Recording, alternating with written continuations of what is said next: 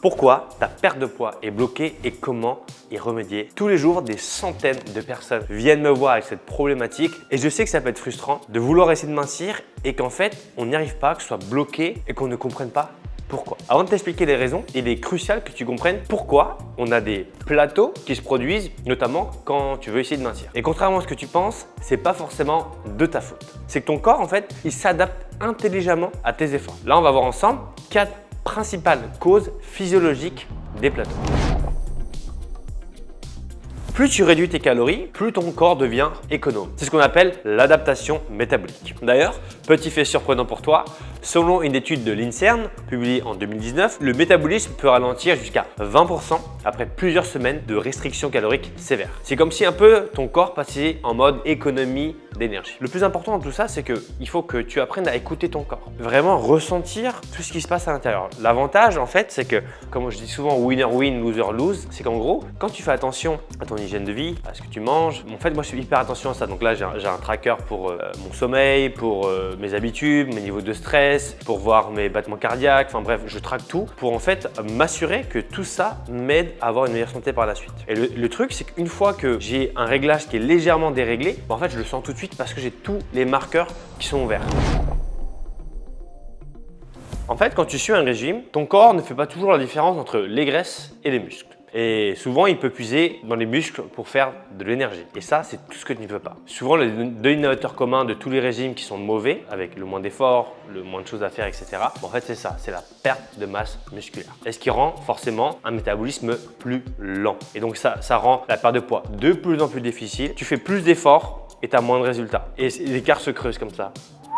Jusqu'à arriver à un moment où en fait, tu fais des efforts et tu comprends plus, ça ne marche pas. Ça, c'est ce que tu retrouves dans toutes les approches qui sont non personnalisées, donc génériques. Et c'est pour ça que en fait, le plus important quand tu veux réussir une perte de poids, débloquer tout ça, en fait, c'est l'aspect personnalisation. Il n'y a pas un seul domaine où l'aspect personnalisation ne provoque pas 10 fois plus de résultats que l'aspect non personnalisé. Quand tu as un coach privé pour toi, par exemple, qui est bon, bah forcément, ça va t'accélérer les résultats. Donc oui, c'est un investissement, mais par contre, c'est quelque chose que tu vas garder toute ta vie. Si je prends mon exemple, j'essaierai de te trouver des vidéos où moi, j'ai appris la danse. Mais j'ai appris la danse il y a 2-3 ans et c'est un truc que j'ai toujours rêvé de faire depuis que j'ai honnêtement 15 ans. Et je me suis jamais remis, j'ai commencé un peu à faire, tu vois, par exemple, la vague, etc. Bah, j'apprenais, mais bon, après, je savais pas c'était quoi la next step. Après, je voyais un peu les petits pas de danse, donc j'apprenais les pas. Et puis, le jour où j'ai commencé à avoir un prof privé, bah, en fait, mes résultats, ils ont explosé. Et à chaque fois que je le vois, je me dis tout le temps dans ma tête que, allez, c'est bon, je suis meilleur. Et à chaque fois que je le vois, il remet en cause tout ce que je pensais savoir. Par exemple, je vais te donner un exemple. Moi, je pensais que je savais bien danser. Puis là, il commence à me rajouter tout ce qui est travail de neck, voilà, juste ici, de cou, pardon. Et ça, c'est des choses qu'au début, j'avais pas conscience. Moi, je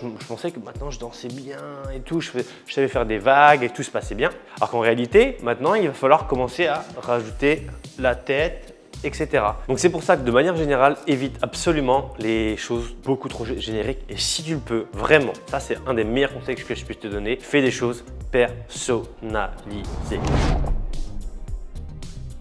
Mais avant ça, n'oublie pas que si jamais aujourd'hui tu veux perdre plus de 10 kilos et que tu veux que je t'aide par rapport à ça, je t'ai fait une nouvelle masterclass totalement gratuite juste en dessous, marchersanscardio.com. Donc il faut que tu saches que tes hormones, en fait, ça joue un rôle crucial dans la régulation de ton poids. Les principales impliquées sont la leptine, la gréline et le cortisol. Donc on a l'hormone de la faim, l'hormone de la satiété et le stress. Quand tu perds du poids, ces hormones se déséquilibrent, favorisant la rétention de graisse et augmentant ton appétit. Quand tu essaies de mincir, déjà l'hormone de la satiété, elle va être réduite, enfin elle va s'augmenter pardon, donc ça veut dire que tu dois manger plus pour avoir plus la sensation de satiété. Tu as l'hormone de la faim qui va aussi augmenter pour vraiment tout faire pour pas que tu mincisses. Parce que le but de ton corps, c'est pas de mincir, c'est d'être en bonne santé et à l'équilibre. Et ça, tu ne dois jamais l'oublier. C'est pour ça que le plus important quand tu dois mincir, c'est d'aller chercher ce point d'équilibre et cette stabilisation.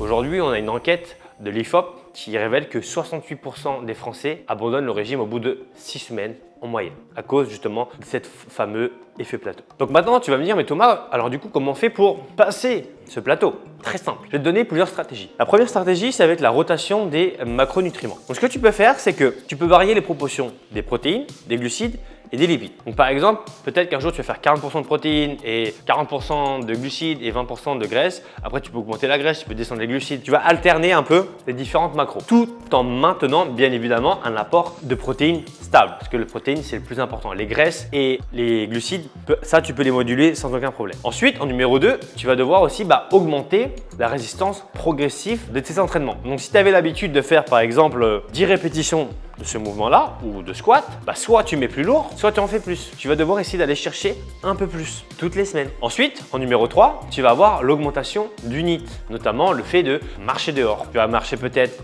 2000 pas. Si tu as l'habitude de marcher que 3000 pas, tu vas essayer de monter à 4000 la première semaine, après la deuxième semaine de monter à 5000, après l'autre semaine de monter à 6000, 7000, 8000, 9000. Et en fait, tu vas essayer de trouver le point où c'est facile pour toi de maintenir cette moyenne. Le plus important, je rappelle, c'est la constance. C'est pas de faire des coups d'éclat. Donc ça veut dire que le plus important pour toi, ça va être que régulièrement, tu marches constamment et que tu trouves ton équilibre où c'est pas trop fatigant. Mais c'est mieux que tu fasses 7000 tous les jours pendant un an que 10 000, 2000, 10 000, 2000, etc.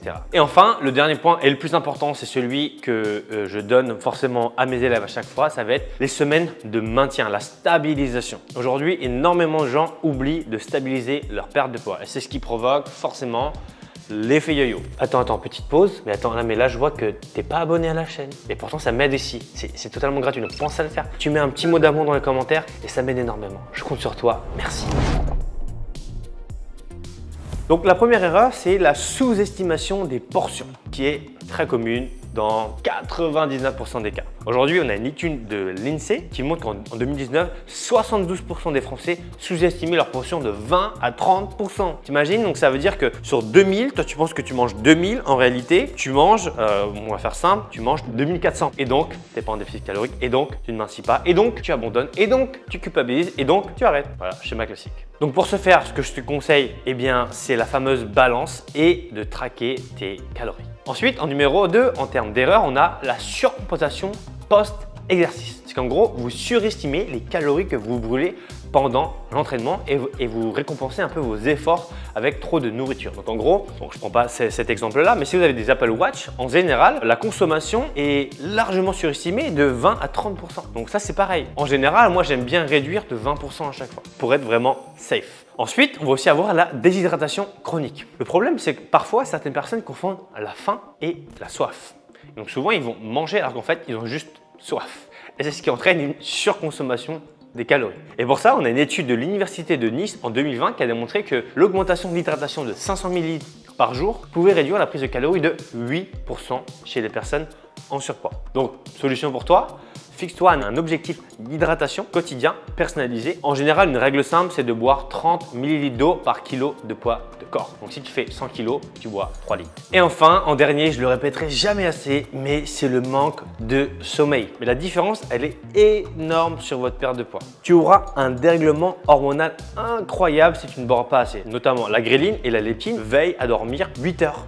Mais quand tu dis 8 heures de sommeil, ça veut dire que dans ton lit, tu dois être pendant 9 heures parce que tu ne dors pas instantanément. Donc comme tu l'as compris, la stagnation, c'est un peu un process normal, mais ce qui est compliqué de différencier, c'est le process normal d'un mauvais programme. Si tu as un bon programme, la stagnation, ça fait partie du process. Et c'est pour ça que souvent, nous, qu'est-ce qu'on met en place? On met des coachs pour accompagner durant cette phase-là et pour leur dire comment ajuster. Parce qu'en fait, le vrai problème dans la perte de poids, c'est pas de mincir, c'est de maintenir sa perte de poids. Donc si tu veux d'autres vidéos gratuites, tu en as juste ici, hop, juste là. Et je te retrouve la semaine prochaine pour continuer cette série de vidéos sur la perte de poids.